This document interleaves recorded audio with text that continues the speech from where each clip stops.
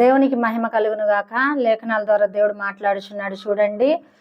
చూడండి, యోనా మరి దేవుడు వెళ్ళమన్న ప్రాంతానికి వెళ్ళక మరి వేరే ప్రాంతానికి వెళ్తూ మరి ఓడ ఎక్కి ఓడ అడుగు భాగమున మరి పడుకొని ఉండుట ఒక వ్యక్తి చూసి మరి అలజడులు లేగుతూ మరి ఆ యొక్క సముద్రం అంతా కూడా గాలి తుఫాన్తో మరి రేగుచున్నప్పుడు మరి ఆ యొక్క వ్యక్తి చూసి, ఓ నిద్రపోతా, మేమందరం అక్కడ అల్లాడిపోతుంటే నువ్వు నిద్రపోతున్నావు అని చెప్పేసి అతన్ని గద్దించాడండి. చూడండి, నువ్వు ప్రార్థనకు వెళ్ళి ప్రార్థన వింటూ నిద్రపోతున్నావా?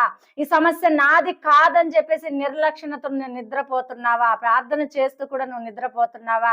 ఏ విధమైన నువ్వు ప్రార్థన చేస్తున్నావు? మెలకువ కలిగి ప్రార్థిస్తున్నావా?